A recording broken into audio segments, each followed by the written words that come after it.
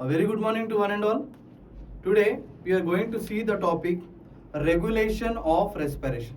ठीक है, अभी अपन ने मैकेनिज्म देखे थे कि how we inspired and how we expire, यानी एक नॉर्मल रेस्पिरेशन कैसे था और कौन से टाइप ऑफ मूवमेंट्स होते थे वो अपन ने देखे. इंट्राम्यूरल प्रेशर क्या है वो देखे है. जब अपन अपन सांस लेते हैं तो लंग्स के अंदर क्या चेंजेस आते हैं वो सब अपन देखे. तो अभी ये जो नॉर्मल रेस्पिरेशन जो है ये कैसे रेगुलेट होता है बॉडी के अंदर वो अपने को देखना है. ठीक है, रेगुलेशन ऑफ रेस्पिरेशन. ठीक है, देखो respiration is a reflex process. Reflex बोले तो क्यों रिफ्लेक्स क्यों बोला है? Because it is regulated by the nervous system. ठीक है, अब ये नर्वस सिस्टम रेस्पिरेशन में कैसा रेगुलेट होने के लिए कैसा हेल्प करता है वो आज अपने को पढ़ना है.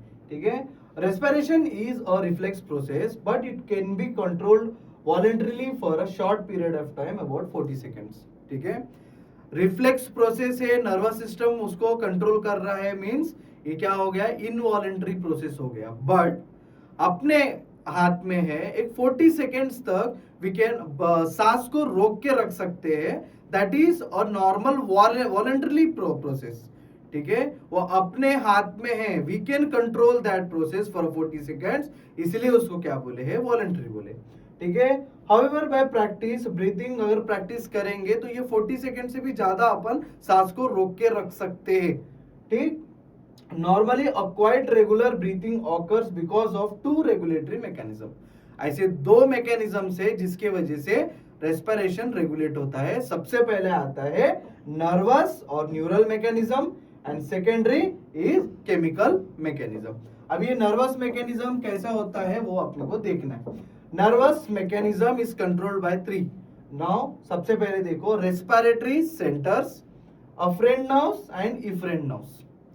रेस्पिरेटरी सेंटर्स के बारे में अगर आपको जानना है तो कैसा रहता है, ब्रेन के अंदर कुछ रेस्पिरेटरी सेंटर्स ऐसे प्रेजेंट रहते हैं जो कि इंस्पायरेशन एंड एक्सपायरेशन करने में हेल्प करता है. ठीक है, वो देखिएगा रेस्पिरेटरी सेंटर्स. देखो respiratory centres are the group of neurons which control the rate, rhythm and force of respiration, and these centers are bilaterally situated in the reticular formation of the brainstem. Depending upon the situation in the brainstem, the respiratory centers are classified into two groups. सबसे पहले आता है medullary centres, दूसरा आता है पोंटाइन centres. Medulla oblongata और Pond's जो कि ब्रेन के पार्ट से जहां पे रेस्पिरेटरी सेंटर सिचुएटेड होके रहते हैं. तो इसमें अगर देखेंगे मेडुला में अगर देखो डॉर्सल रेस्पिरेटरी न्यूरॉन्स रहेंगे. ठीक है, and ventral respiratory group of neurons रहेंगे. और पॉन्स में अगर देखेंगे तो एप्नॉस्टिक सेंटर्स रहेगा और नीमोटैक्सिक सेंटर्स यहाँ पे प्रेजेंट रहेंगे. ठीक है, सिंपल ऐसा है कि respiratory centres are divided into या क्लासिफाइड इनटू टू टाइप्स. एक तो पोंटाइन सेंटर्स रहेंगे, एक मेडुलरी सेंटर्स रहेंगे. पॉन्स में अगर देखेंगे तो दो चीज रहेंगे, एक रहता है एप्नॉस्टिक सेंटर और एक रहता है नीमोटैक्सिक सेंटर. अब ये दोनों को रेगुलेट करने के लिए अफरेंट इफरेंट नर्व्स की जरूरत रहता है जो कि मेडुला में प्रेजेंट रहते हैं, और dorsal group of neurons and ventral group of neurons.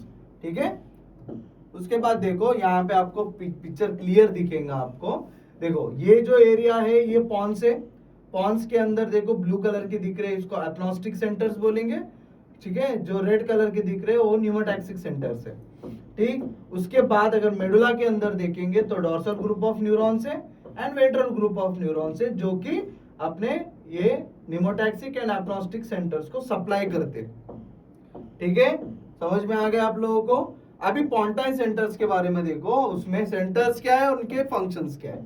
सबसे पहले एप्नॉस्टिक सेंटर अगर देखेंगे it is present in reticular formation और लोअर पॉन्स में वो सिचुएट रहता है. और उसका फंक्शन क्या है, apneustic centre increase the depth of inspiration by acting directly on the dorsal group of neuron. Simple ऐसा है, जो डॉर्सल ग्रुप ऑफ न्यूरॉन जो मेडुला में प्रेजेंट है वो और एप्नॉस्टिक सेंटर से ये कनेक्शन रहता है.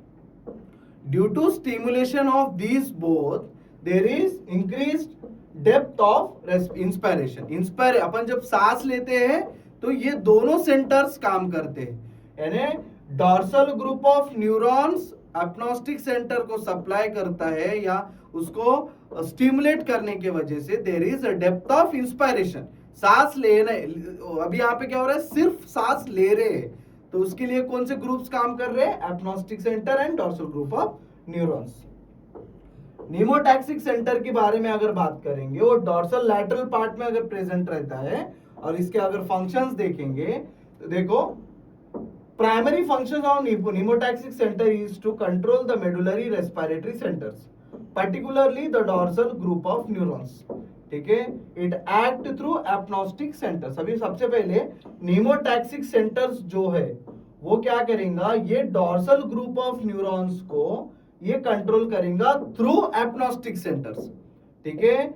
अभी ये नीमोटैक्सिक का काम ये है कि ये डॉर्सल्स को इनिबिट करके इंस्पायरेशन को बंद करना और एक्सपायरेशन को शुरू करना, ठीक है।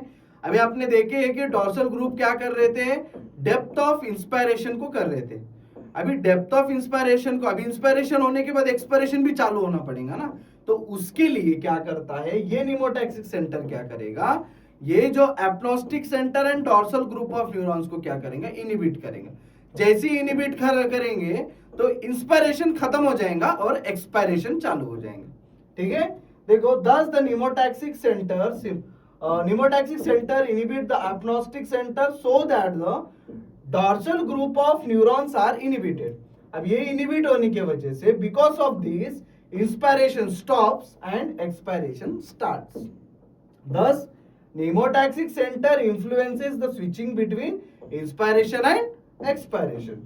Pneumotactic center increase the respiratory rate by reducing the duration of inspiration. Simple है, नीमोटैक्सिक सेंटर्स था और डॉर्सल ग्रुप ऑफ न्यूरॉन्स क्या कर रहे थे, इंस्पायरेशन कर रहे थे, ठीक है। अभी क्या करेगा एपनॉस्टिक सेंटर, अभी नीमोटैक्सिक सेंटर्स क्या करेंगे, इसको इनिबिट करेंगे, जिसके वजह से क्या हो रहा है, एक्सपायरेशन भी हो रहा है, ठीक है। उसके बाद देखिएगा, ये हो गया न्यूरल मैकेनिज्म। अब आता है केमिकल मैकेनिज्म, ठीक है। अभी केमिकल मैकेनिज्म कैसे शुरुआत होता है और इसको स्टिमुलेट करने वाले क्या है वो अपने को देखना है। मैं एक जनरल बताता हूं, देखो, केमिकल मैकेनिज्म बोल रहा है, यानी केमिकल कंस्टिट्यूएंट्स ऑफ ब्लड में अगर किधर भी कुछ कम ज्यादा होता है, तब क्या हो रहा है, जो लंग्स के पास कीमो रिसेप्टर्स प्रेजेंट है, यानी अपने बॉडी में जहां पे कीमो रिसेप्टर प्रेजेंट रहते हैं, वो क्या हो जाते हैं, स्टिमुलेट हो जाते हैं, ठीक है। अभी केमिकल कॉन्स्टिट्यूएंट्स ऑफ ब्लड में क्या आ जाएगा, सबसे पहले आता है हाइड्रोजन आयन, एक रहता है ऑक्सीजन और एक रहता है कार्बन डाइऑक्साइड, ठीक है। ये तीनों में कम या ज्यादा अगर होता है तो कीमो रिसेप्टर्स क्या हो जाएंगे, स्टिमुलेट हो जाएंगे। ये स्टिमुलेट होने की वजह से क्या हो जाता है, ब्रेन को सिग्नल्स पहुंचाने का काम करते हैं एंड ब्रेन से फिर वापस सिग्नल आता है कि वो चीज को बराबरी करो करके। अभी देखिएगा, chemical mechanism and regulation of respiration is operated through the chemoreceptors. Chemoreceptors are the sensory nerve endings which give response to changes in the chemical constituent of blood।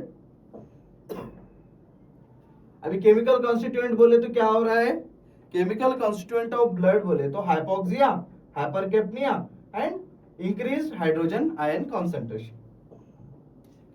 अभी सेंट्रल कीमोरिसेप्टर्स बोले तो क्या हो रहा है, जो सेंट्रल अपना centre body का सेंटर क्या है, ब्रेन है, तो सेंट्रल कीमोरिसेप्टर्स में, ठीक है, प्रेजेंट रहता है। यहाँ पे central chemoreceptor present in the chemoreceptors are present in the brain. Situation देखेंगे तो situated in the deeper part of medulla oblongata close to the dorsal respiratory group of neurons and these area is also known as chemosensitive area and the neurons are called chemoreceptors। Chemoreceptors are in the close contact with the blood and cerebrospinal fluid, ठीक है। अगर mechanism of action देखिएगा, central chemoreceptors are connected with respiratory centres, particularly the dorsal respiratory group of neurons through synapses। These chemoreceptors act slowly but effectively। Central chemoreceptors are responsible for 70 to 80% of increased ventilation through chemical regulatory mechanism. अभी क्या हो रहा है, ये जो chemoreceptors है ये dorsal group of neuron के पास में है, यानी प्रेजेंट रहता है, जो कि सेंसरी एंडिंग से, ठीक है। अगर कहीं पे भी केमिकल चेंजेस होते हैं तो ये कीमोरिसेप्टर्स क्या हो जाएंगे, स्टिमुलेट होते हैं, और ये स्टिमुलेट होके ये डॉर्सल ग्रुप को भी स्टिमुलेट करते हैं। अब ये स्टिमुलेट करने के वजह से कहीं पे अगर वेंटिलेशन कम हो रहा है तो ये स्टिमुलेट होंगे, ये डॉर्सल ग्रुप स्टिमुलेट हो रहा है तो इंक्रीज्ड वेंटिलेशन होगा, ठीक है।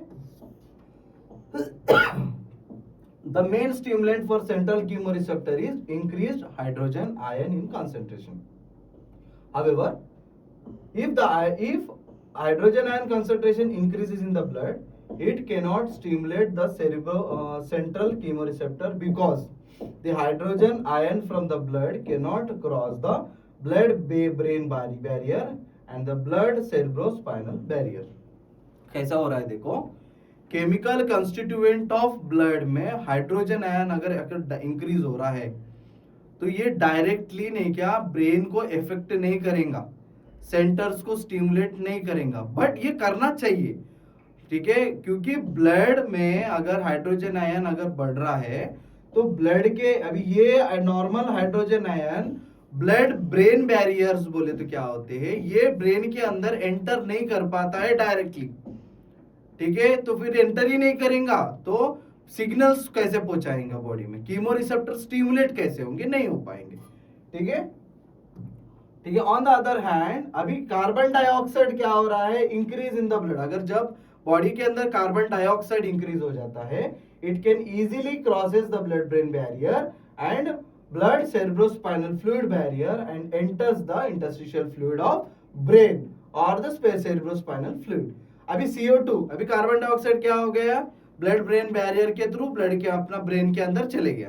अभी ब्रेन के अंदर जाने के बाद, यानी ब्रेन के अंदर जो interstitial fluid and cerebrospinal fluid के अंदर एंटर करने के बाद there the carbon dioxide combine with water, वहां पे जो वाटर प्रेजेंट है ये CO2 और हाइड्रोजन दोनों मिला के फिर क्या हो रहा है, कार्बोनिक एसिड बनाएगा।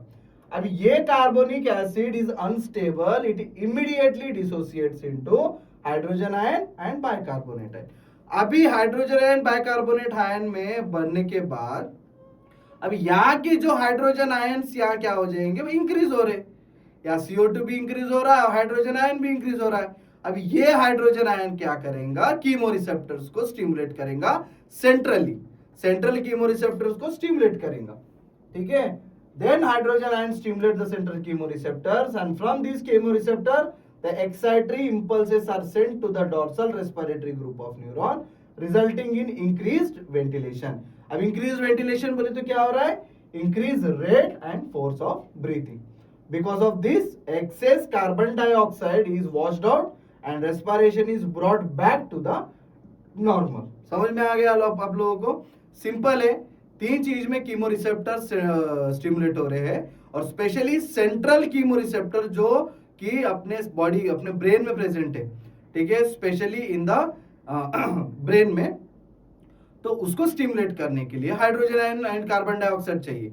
तो हाइड्रोजन आयन तो डायरेक्टली वो ब्लड ब्रेन बैरियर के थ्रू अंदर नहीं जा पा रहा, तो अभी क्या हो रहा है, carbon dioxide blood brain barrier के थ्रू अंदर जाएगा, वहां के जो हाइड्रोजन है उससे उनका रिएक्शन होगा जिससे कार्बोनिक एसिड बन रहा, और कार्बोनिक एसिड जो रहता है वो अनस्टेबल रहता है, dissociate into 2 hydrogen and bicarbonate. अब ये हाइड्रोजन बढ़ेगा, स्टिमुलेट होगा, कार्बन डाइऑक्साइड को वॉश आउट करेंगे और उसके वजह से वेंटिलेशन इंक्रीज होगा, ठीक है। ये हो गया है आपके अपना कीमो रिसेप्टर्स के। अभी जो अपन पढ़े हैं वो हो गया है सेंट्रल कीमो रिसेप्टर्स। अभी पेरिफेरल कीमो रिसेप्टर्स का क्या रोल है और कहां पे प्रेजेंट रहते हैं, देखिएगा। अभी पेरिफेरल कीमो रिसेप्टर्स कब रिएक्ट होते हैं, जब बॉडी के अंदर ऑक्सीजन लेवल्स कम रहते हैं, तब पेरिफेरल कीमो रिसेप्टर्स रिएक्ट करते हैं। अभी ये कहां पे प्रेजेंट रहेंगे, these peripheral chemoreceptors are present in carotid and aortic region of the heart. Mechanism देखो, hypoxia is the most potent stimulant for peripheral chemoreceptor and it is because of the presence of oxygen sensitive potassium channels in the glomus and cells of peripheral chemoreceptor. अभी ये react करेंगे उसको. Hypoxia causes closure of oxygen sensitive potassium channels and prevent potassium efflux. This leads to depolarization of glomus cells and generation of action of potential in the nerve endings. These impulses passes through the aortic and hearing nerves and excite the dorsal group of neuron, and these dorsal group of neurons in turn and send the excitatory impulses to the respiratory muscles, resulting in increased ventilation, and these provide enough oxygen and rectified lack of oxygen. अभी body के अंदर क्या हो रहा है, oxygen की कमी हो रही है. अभी ये ऑक्सीजन कम होने की वजह से जो पेरिफेरल कीमोरिसेप्टर्स है जो carotid and aortic region of the heart में प्रेजेंट है वो स्टिमुलेट होंगे. वो स्टिमुलेट होने की वजह से these stimulus send impulses to the dorsal group of neurons, and these dorsal groups send impulses to the respiratory muscles, and that leads to a proper increased ventilation, और oxygen की भी कमी वो क्या करेगा, दूर कर देगा. ठीक है, समझ में आ गया आप लोगों को. In addition to the hypoxia, peripheral chemoreceptors are also stimulated by the hypercapnia and increased hydrogen ion concentration. ठीक है, देखो मैं आपको एक फ्लो चार्ट दिखाता हूं. डिक्रीज वेंटिलेशन हो रहा है तीन चीजों से. एक तो increase hydrogen ion, carbon dioxide and less oxygen. अब उसके वजह से देखो decrease ventilation, decrease partial pressure of O2 in the blood, यानी ब्लड में ऑक्सीजन कम हो गया. अब वो क्या करेंगे, स्टिमुलेशन ऑफ पेरिफेरल कीमोरिसेप्टर्स को स्टिमुलेट करेंगे. अब ये स्टिमुलेशन की वजह से क्या हो रहा है, एफरेंट इंपल्सेस विया hearing nerve and aortic nerve की वजह से these will stimulate the dorsal group of neuron. dorsal group क्या करेंगे, efferent impulses to the respiratory muscles, then increased ventilation. दूसरा, increased hydrogen ion in the blood, same stimulation of peripheral chemoreceptors, and these peripheral chemoreceptors afferent impulses, then stimulation of dorsal groups, impulses to respiratory muscles and increased ventilation. तीसरा अगर देखेंगे तो increased partial pressure of carbon dioxide in the blood, उसके वजह से diffusion of carbon dioxide in the cerebrospinal fluid, वहां पे hydrogen ion increase होगा. वो क्या करेगा, सेंट्रल कीमोरिसेप्टर्स को स्टिमुलेट करेगा. ये सेंट्रल कीमोरिसेप्टर्स क्या करेंगे, डॉर्सल ग्रुप को स्टिमुलेट करेंगे. डॉर्सल ग्रुप क्या करेगा, impulse to the respiratory muscles send करेगा, और इसके वजह से क्या हो रहा है, there will be increased ventilation. समझ में आ गया आप लोगों को. This is nothing but the regulation of respiration. तीन इसमें होता है जब केमिकल कॉन्स्टिट्यूएंट ऑफ ब्लड में कुछ चेंजेस दिखते हैं, जैसे इंक्रीज हाइड्रोजन आयन, ठीक है, increase carbon dioxide and less oxygen जब होता है, तो एक तो सेंट्रल कीमोरिसेप्टर स्टिमुलेट होंगे, नहीं तो पेरिफेरल कीमोरिसेप्टर स्टिमुलेट होंगे. समझ में आ गया? ठीक है, थैंक यू सो मच.